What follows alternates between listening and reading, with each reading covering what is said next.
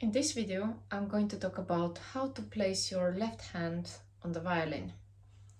What is the best frame for your left hand and how to put it.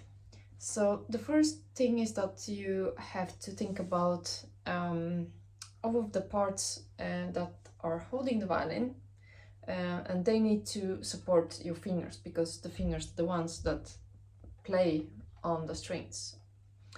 And the most important is to think about the three lines of the hand, of the placement of the hand. And the first one is the one that is in the center of your hand. The second one is the frame of your pinky here. And the third one is not very visible, but it's the one that you put on your index finger.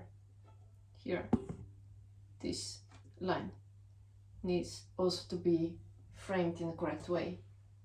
That's the finger that touched the fingerboard. And this is how you also create less tension, because if you are a good player, professional, or maybe want to be professional, you don't want to injure yourself. The second thing that is important to think about when you place your hand is the movement of the elbow. So when you place your fingers on E string, your elbow will be in one position. When you place them on A string, it's going to be in this position, D and G, like this. And as you see, I am moving my elbow inside. I call this inside when I move it towards the center of my body. So E string is like more neutral and A is moving a little bit in, D more in, and G is moving quite much in. But you should never lose the position of your hand, of the three lines that we talked about. Another thing is when you place your fingers on the board. I recently learned that you can actually start with the second finger, not with the first. This is how I was taught. But now you can actually start with the second, because this is the center of your hand and it's easiest to place it this way. So if I put everything on over the fingers on A string, I will start with second finger, that one, third and fourth finger. And then I will put the first one. So try that new way to place your fingers on the board.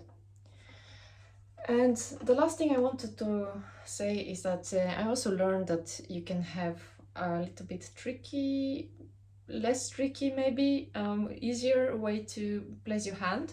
And that's if you place your violin like this, and you just put your fingers on the board while the violin is like facing out, your strings are facing out. And that is because you cannot hold wrong. And the line will keep straight here, because you cannot do this or do this when you're holding the violin like this. And so you can start like this, in this position, and then you can move the violin up on your shoulder, and then it will come naturally like a straight line on the board. That was the things that I was having in mind today. I hope this video was helpful, and I will see you in my next video.